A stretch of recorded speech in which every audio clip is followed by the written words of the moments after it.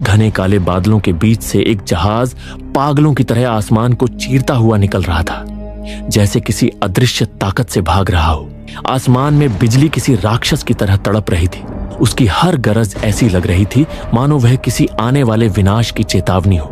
बादलों के उस भयावह समंदर में डूबे इस विमान में 170 यात्री सवार थे। उन्हीं में से दो थे शॉन और बेन, दो दोस्त जो अमेरिका से रूस के मॉस्को शहर की ओर जा रहे थे। ये कोई आम सफर नहीं था, बल्कि उनके जीवन का सबसे बड़ा दांव था। दोनों पेशे से सॉफ्टवेयर इंजीनियर थे और हाल ही में उन्होंने एक अनोखी सोशल मीडिया ऐप बनाई थी। एक ऐसी ऐप जो अगर चल पड़ी तो दुनिया के हर बड़े प्लेटफॉर्म को पीछे छोड़ सकती थी। उनके तीसरे पार्टनर ने, जो कुछ दिन पहले ही मॉस्को पहुंच चुका था, उन्हें बताया था कि रूस में इन्वेस्टर्स ज्यादा खुले दिल के होते हैं और यहीं उनकी किस्मत पलट सकती है। दोनों दोस्तों ने अपनी सारी बचत, सारी नींदें और पूरा विश्वास उसी ऐप में झोंक दिया था। इसलिए इस सफर की हर सांस उनके लिए उम्मीद और डर से भरी थी। तभी एयर होस्टेस शॉन के पास आती है और विनम्रता से कहती है कि कृपया अपना मोबाइल फोन बंद कर लें। शॉन सिर हिलाकर मुस्कुराता है, लेकिन तभी अचानक प्लेन हल्के झटके खाने लगता है। अगले ही पल लाइट्स चली जाती हैं और केबिन कुछ सेकंड के लिए पूरी तरह अंधेरे में डूब जाता है। बाहर बिजली और जोरों से गरजने लगती है, जैसे तूफान का गुस्सा और बढ़ गया हो। यात्रियों के बीच हल्की फुसफुसाहट और बेचैनी फैल जाती है। कुछ पलों बाद लाइट्स फिर से जल उठती हैं और पायलट की आवाज आती है, कृपया शांत रहें, ये बस टर्ब्यूलेंस था। सब कुछ सामान्य लग रहा था, लेकिन शॉन के मन में अब भी एक अजीब सी असहजता थी, जैसे वो तूफान किसी और वजह से आया हो, कोई ऐसी वजह जो अभी तक किसी को समझ नहीं आई थी। दोस्तों, अगर आपको ऐसी जबरदस्त साइंस फिक्शन फिल्में पसंद हैं, तो आप बिल्कुल सही जगह पर आए हैं। ऐसी ही और धमाकेदार एक्सप्लेनेशन के लिए चैनल को सब्सक्राइब कर लीजिए। तो चलिए बिना किसी देरी के वीडियो शुरू करते हैं। आखिरकार प्लेन सुरक्षित रूप से मॉस्को में लैंड करता है। दोनों दोस्त राहत की सांस लेते हैं और एयरपोर्ट से टैक्सी लेकर इन्वेस्टर्स से मिलने निकलते हैं। ठंडी हवा और बर्फ से ढकी सड़कों के बीच टैक्सी तेजी से चल रही थी। उनके चेहरे पर थकान तो थी, लेकिन उम्मीद भी थी, वो उम्मीद जो उन्होंने अपनी ऐप में लगाई थी। कुछ देर बाद वे उस ऑफिस बिल्डिंग के बाहर पहुंचते हैं, लेकिन जैसे ही ये दोनों अंदर पहुंचे, इनके पैरों तले जमीन खिसक गई। इन्वेस्टर्स के साथ स्काइलर मीटिंग रूम में पहले से मौजूद था। स्काइलर, जो कभी शॉन और बेन का तीसरा साथी था, उसने उनके साथ वो किया जिसकी उन्होंने कभी कल्पना तक नहीं की थी। उसने पहले से ही इन्वेस्टर्स के साथ मीटिंग शुरू कर दी थी और उसी मीटिंग में दोनों दोस्तों की बनाई हुई ऐप का पूरा इंटरफेस चुरा लिया। उसने उस ऐप को एक नए नाम से अपने नाम पर कॉपीराइट कर लिया और खुद ही सारे इन्वेस्टमेंट पैसे ले उड़ा। जब शॉन और बेन वहां पहुंचे तो उन्हें समझ नहीं आया कि अचानक क्या हो गया है। स्काइलर ने तो उन्हें सिक्योरिटी बुलाकर बाहर निकलवा दिया। दोनों टूट चुके थे। उनकी मेहनत और सपनों की सारी नींव एक झटके में बिखर गई थी। इसलिए दोनों पास के एक बार में जाकर ड्रिंक करने लगे ताकि इस धोखे को भूल सकें। तभी उनकी नजर स्काइलर पर ही पड़ती है, जो अपनी सफलता का जश्न मना रहा था। तभी अचानक उनकी नजर दो लड़कियों पर जाती है जो उसी ऐप का इस्तेमाल कर रही थी जिसे उन्होंने बनाया था। वे दोनों उनसे बातें करने लगते हैं और खुद को इंट्रोड्यूस करते हैं। इन दोनों लड़कियों का नाम नेटली और एनी था। ये दोनों भी अमेरिकन थी, घूमने के लिए रूस आई हुई थी। ये इनकी एप्लीकेशन की तारीफ भी करती है। चारों आपस में बातें कर ही रहे थे कि तभी अचानक पूरे इलाके में अंधेरा छा जाता है। सारी लाइट्स, फोन और हर इलेक्ट्रॉनिक चीज बंद हो जाती है। लोग घबराकर बाहर निकलते हैं तो देखते हैं कि आसमान पीली अजीब सी रोशनी में चमक रहा था, जैसे कयामत आ गई हो। फिर अगली ही पल आसमान से विशाल चमकती पीली गोलियां जमीन की ओर गिरने लगती हैं। किसी को समझ नहीं आता कि ये क्या हो रहा है। एक गोली बार के बाहर गिरती है और लैंड करते ही गायब हो जाती है। बस हवा में कुछ वाइब्रेशन जैसी चीजें रह जाती है। तभी एक पुलिस ऑफिसर हिम्मत करके आगे बढ़ता है और अपनी छड़ी से उस जगह को छूता है, लेकिन पल भर में उसकी पूरी बॉडी राख बनकर गायब हो जाती है। ये देखकर हर कोई डर से पागल हो जाता है और उस अदृश्य ताकत से दूर भागने लगता है। दूसरा ऑफिसर फायरिंग करता है, लेकिन गोलियां किसी अदृश्य दीवार से टकराकर टूट जाती है। अब और भी ऐसे एलियंस आने लगते हैं जो लोगों को एक एक कर मारते जा रहे थे। शॉन और बेन बाकी बचे लोगों के साथ भागकर बाहर में छिप जाते हैं। उन्होंने दरवाजे बंद कर लिए, लेकिन बाहर से एक तेज झटके की वजह से खिड़कियां टूट जाती है। वो एलियन ताकतें अब अंदर के इंसानों को ट्रेस करने लगती हैं। लोग छिपने की कोशिश करते हैं, लेकिन वे अदृश्य एलियंस उन्हें ढूंढकर एक एक कर मारते जा रहे थे। तभी एक आदमी हिम्मत कर आग लगाकर उन्हें रोकने की कोशिश करता है, जिससे एलियन कुछ देर के लिए पीछे हटता है और बाकी सब लोग भागकर खुद को अंदर लॉक कर लेते हैं। इस अफरा तफरी में स्काइलर अपनी गर्लफ्रेंड को बाहर छोड़कर खुद को अंदर लॉक कर लेता है और अपनी जान बचा लेता है। वहीं शॉन, बेन, नेटली और एनी घायल बारटेंडर की मदद करते हुए स्टोर रूम में छिप जाते हैं। बाहर से उन्हें बाकी लोगों की चीखें सुनाई देती रहती हैं। कुछ देर बाद दरवाजे पर कोई मदद मांगता है। नेटली दरवाजा खोलती है तो देखती है कि वो स्काइलर है, वही जिसने उन्हें धोखा दिया था। फिर भी वे उसे अंदर आने देते हैं। अब सब मिलकर खुद को वहीं बंद कर लेते हैं और बाहर हालात सामान्य होने का इंतजार करने लगते हैं। उस कमरे में टॉयलेट और खाना पानी भी था, तो वे कुछ दिनों तक आराम से रह सकते थे। लेकिन कुछ ही घंटों बाद घायल बारटेंडर दम तोड़ देता है, जिससे सबका मन और भारी हो जाता है। वे उसके शरीर को एक कोने में रख देते हैं ताकि कोई देख न सके। अब पांचों वहीं रहकर हालात देखने लगते हैं। वक्त बीतता है, दिन गुजरते जाते हैं, झगड़े होते हैं कि अब आगे क्या करना चाहिए। 5 दिन बीतने के बाद जब खाना खत्म हो जाता है तो वे तय करते हैं कि अब बाहर जाकर हालात देखने का वक्त आ गया है। पिछले 2 दिनों से उन्होंने बाहर कोई आवाज नहीं सुनी थी। उन्हें इतना तो पता था कि जो भी था वो एलियन था जो इंसानों को मार रहा था, लेकिन वो ऐसा क्यों कर रहा था ये अब तक कोई नहीं जानता था। सब अमेरिकी थे, तो उन्होंने तय किया कि वे पहले अमेरिकन एम्बेसी पहुंचेंगे ताकि वहां से अपने देश लौट सके। शायद वहां ये अटैक ना हुआ हो। डरते हुए वे आखिर 5 दिन बाद स्टोर रूम से बाहर निकलते हैं, जहां बाहर पूरी तरह वीरान पड़ा था। वे जल्दी जल्दी सप्लाई इकट्ठा करने लगते हैं ताकि आगे उन्हें खाने पीने की कमी ना हो। शहर का नक्शा हाथ लगते ही उनमें थोड़ी उम्मीद जागती है। मैप देखकर उन्हें पता चलता है कि अमेरिकन एम्बेसी शहर के दूसरे कोने में है, लेकिन वहां तक पहुंचना किसी मिशन से कम नहीं होगा। चारों अब डरते हुए सुनसान गलियों में कदम बढ़ाते हैं, जहां सन्नाटा इस कदर पसरा था कि उनके जूतों की आहट तक गूंज रही थी। पूरा शहर भूतों के शहर जैसा लग रहा था। सड़कों पर न एक भी इंसान, न कोई आवाज। तभी उन्हें एक औरत दिखती है जो किसी दीवार के सहारे खुद को छुपा रही होती है। वे उससे पूछने की कोशिश करते हैं कि एम्बेसी किस तरफ है, लेकिन भाषा की दीवार उन्हें रोक देती है क्योंकि वो सिर्फ रूसी बोलती है। घबराई हुई वो औरत हाथ के इशारे से उन्हें आगे बढ़ जाने को कहती है और खुद छुप जाती है। वे आगे बढ़ते हैं, लेकिन किस्मत जैसे उनका मजाक उड़ा रही थी क्योंकि वो पुल टूटा हुआ मिलता है जो उन्हें शहर के दूसरे हिस्से में पहुंचा सकता था। अब उन्हें वापस लौटकर दूसरा रास्ता ढूंढना पड़ता है। रास्ते में उन्हें एक खाली पुलिस कार दिखाई देती है। स्काइलर और बैन बाकी तीनों को छुपने को कहते हैं और खुद कार के पास जाकर कुछ तलाशने लगते हैं, शायद कोई इंग्लिश मैप मिल जाए। तभी दूर एक कुत्ता भौंकता है और अगले ही पल हवा में राख बनकर गायब हो जाता है। वे समझ जाते हैं कि कोई एलियन पास आ चुका है। अब वे दोनों कार के नीचे फंस चुके हैं, इसलिए बाकी तीनों को पास के मॉल में जाकर छुपने का इशारा करते हैं और खुद कार के नीचे दुबक जाते हैं। तभी वो अदृश्य एलियन उनके बेहद करीब आता है और उसके आने से ही कार की लाइटें अपने आप जलने लगती हैं। वो कार को स्कैन करता है, लेकिन उसके नीचे कुछ नहीं देख पाता और आगे बढ़ जाता है। दोनों राहत की सांस लेकर तेजी से भागते हैं और मॉल में बाकी तीनों से मिलते हैं। मॉल के अंदर उन्हें एक क्रैश हुआ एरोप्लेन नजर आता है जो सीधे छत फाड़कर अंदर गिरा हुआ था। ये देख सबका दिल दहल जाता है क्योंकि अब साफ था कि आसमान तक कोई भी इन एलियंस से सुरक्षित नहीं है। स्काइलर डरकर कहता है कि अब तो ये पूरी धरती पर फैल चुके हैं, इसलिए बेहतर होगा कि मदद आने तक वे यहीं छुपे रहें। लेकिन शॉन और बेन का मानना था कि अब डरने का नहीं, आगे बढ़ने का वक्त है। वे बाकी सबको बताते हैं कि उन्होंने कुछ खास नोटिस किया था। जब वो एलियन कार के पास आया था तब कार की लाइट अपने आप जल उठी थी और उस रात जब अटैक हुआ था तब अचानक से ब्लैकआउट हो गया था। इसका मतलब साफ था कि ये एलियंस किसी तरह की एनर्जी फील्ड या लाइट शील्ड से जुड़े हैं। वे सब अपनी गर्दन में पीली रोशनी वाली लैंप टांग लेते हैं ताकि जब भी कोई एलियन करीब आए वो रोशनी अपने आप जल उठे और उन्हें पहले से पता चल जाए, क्योंकि वैसे तो ये एलियंस इनविजिबल थे। 5 दिन से एक ही कपड़ों में रहने के कारण अब सबके कपड़ों से बदबू आने लगी थी, तो वे मॉल की एक दुकान में जाकर अपने लिए आरामदायक कपड़े पहन लेते हैं ताकि भागना आसान हो सके। तभी मॉल के अंदर उन्हें फिर से पीली रोशनी जलती नजर आती है, यानी कि एक एलियन यहाँ भी आ चुका था। शॉन तुरंत एक शीशे के पास जाकर खुद को स्थिर कर लेता है और हैरानी की बात यह होती है कि वो एलियन उसे देख नहीं पाता और आगे बढ़ जाता है। उसी वक्त नेटली जो कपड़े बदल रही थी, शॉन उसे खींचकर अपने पास ले आता है और दोनों बिना हिले डुले शीशे के पास खड़े रहते हैं। इस बार भी एलियन उन्हें नोटिस नहीं कर पाता और चला जाता है। बाद में शॉन सबको बताता है कि ये एलियंस शीशे के पार इलेक्ट्रोमैग्नेटिक वेव्स नहीं भेज सकते, इसीलिए शीशे के पास वे उन्हें पहचान नहीं पाते। अब उनके पास एक नई उम्मीद थी, ये ट्रिक उन्हें आगे भी बचा सकती थी। वे सोचते हैं कि शायद ये हमला सिर्फ रूस में हुआ हो और उनका देश अमेरिका सुरक्षित हो। सब अंधेरे में ही अपनी एम्बेसी की ओर बढ़ते हैं, लेकिन वहां पहुंचकर उनकी आखिरी उम्मीद भी टूट जाती है। पूरी एम्बेसी खंडहर में तब्दील हो चुकी थी।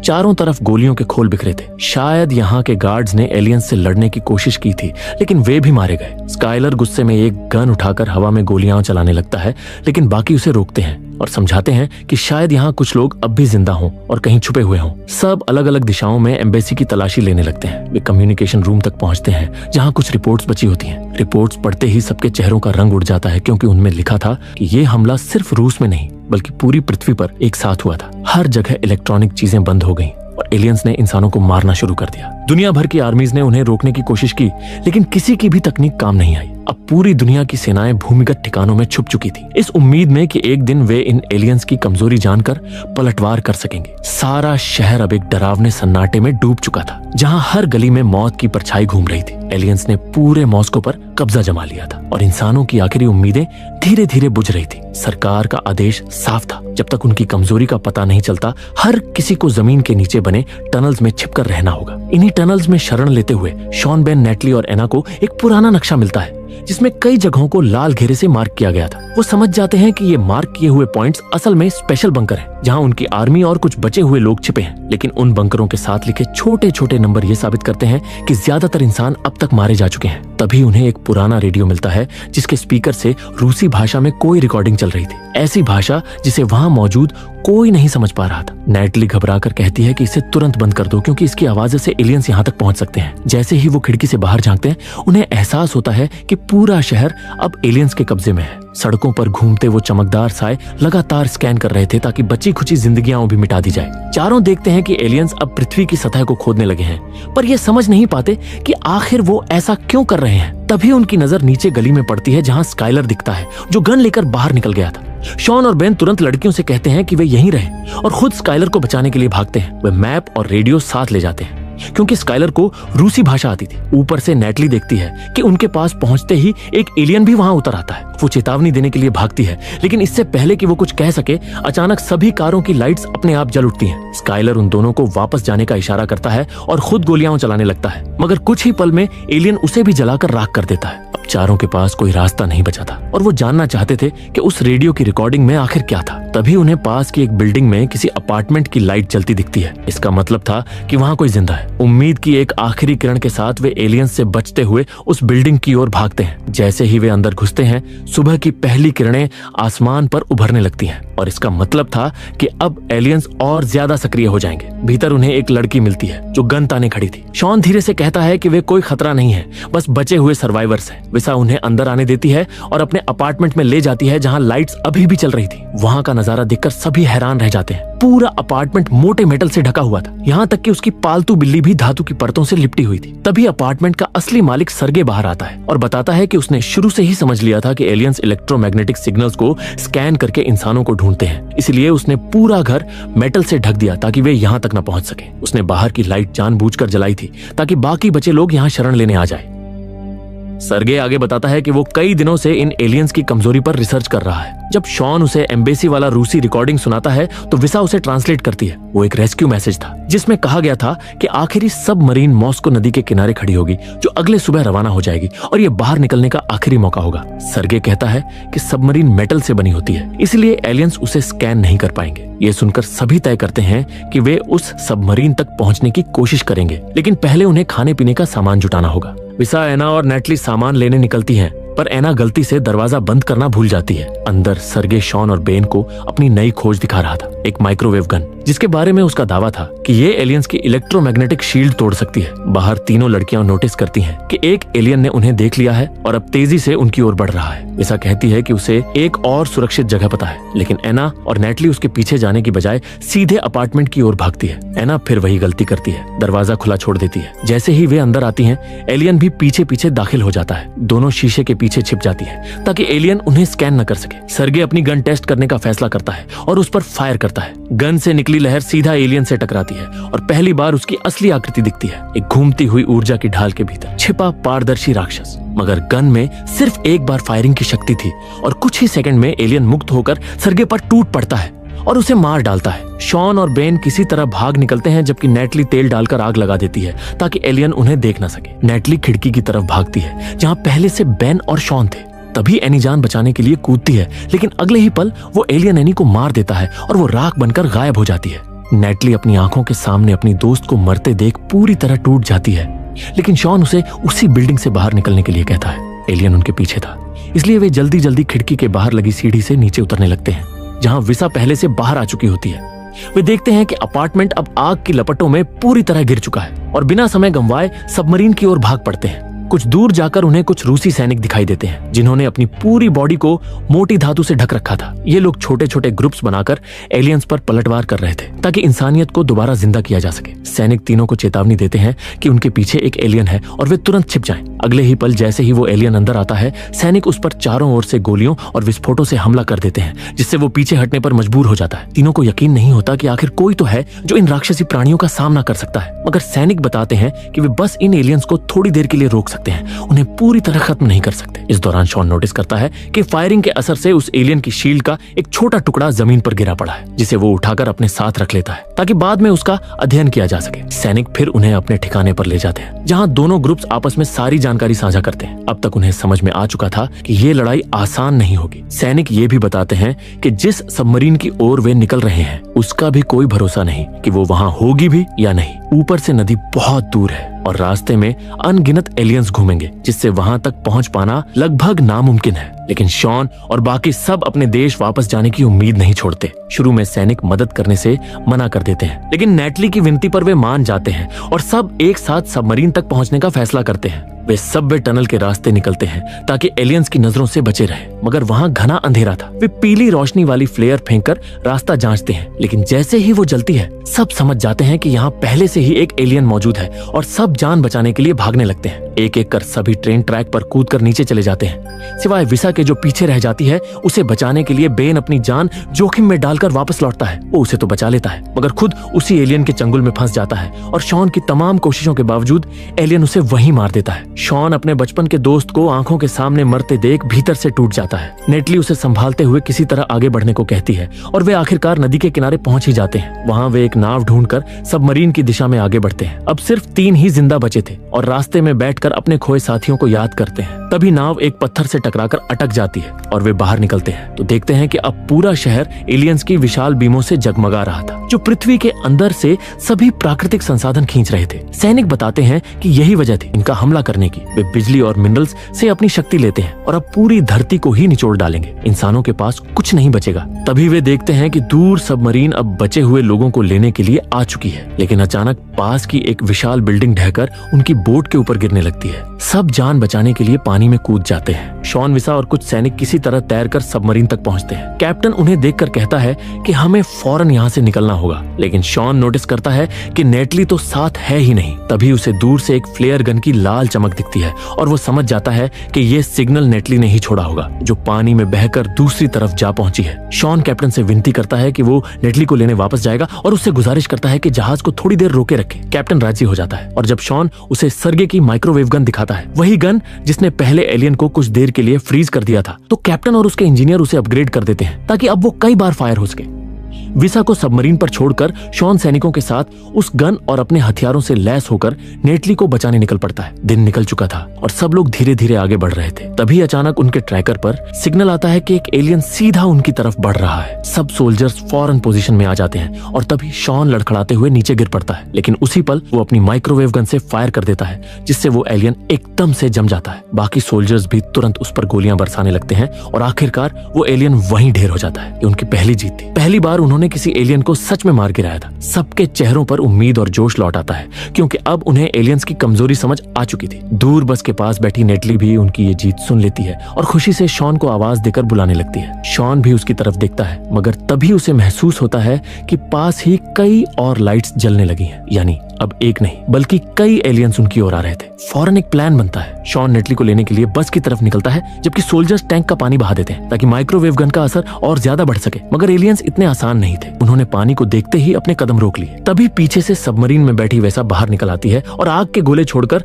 उन एलियंस को पानी के ऊपर आने पर मजबूर कर देती है। जैसे ही वे सतह पर आते हैं, सोल्जर्स फिर से फायर करना शुरू कर देते हैं और देखते ही देखते तीनों एलियंस वहीं पर जम जाते हैं। एक एक कर सभी को खत्म कर दिया जाता है और चारों तरफ जीत की गूंज फैल जाती है। दूसरी ओर बस में पहुंच चुका शॉन आखिरकार नेटली को ढूंढ लेता है, लेकिन तभी बस अचानक चल पड़ती है। दोनों को एहसास होता है कि बस के अंदर एक और एलियन घुस आया है। शॉन बस के झटकों से सही निशाना नहीं लगा पा रहा था और तभी वो एलियन नेटली के पैर पकड़कर उसे खींचने लगता है। उसी पल शॉन हिम्मत जुटाकर माइक्रोवेव गन से फायर करता है और एलियन को जड़ बना देता है, मगर उसे खत्म करने के लिए उसके पास कोई हथियार नहीं बचा था। तभी उसे याद आता है कि उसने पहले वाले एलियन का एक पार्ट उठाया था। वो उसे निकालकर उस पर फेंकता है और एलियन वहीं खत्म हो जाता है। नेटली ने तुरंत बस रोक दी और दोनों जल्दी से सबमरीन की तरफ तरफ लौट जाते हैं। वहां सोल्जर्स उनसे कहते हैं कि वो अब उनके साथ नहीं जा पाएंगे क्योंकि उन्हें एलियंस की कमजोरी मिल चुकी है और अब उनका फर्ज है कि ये जानकारी बाकी बचे हुए सर्वाइवर्स और आर्मी तक पहुंचाएं ताकि इंसानियत अपनी पृथ्वी को दोबारा हासिल कर सके। वहीं शॉन नेटली और वैसा सबमरीन में बैठते हैं और नई उम्मीद के साथ अपनी यात्रा शुरू करते हैं। उनका मिशन साफ था,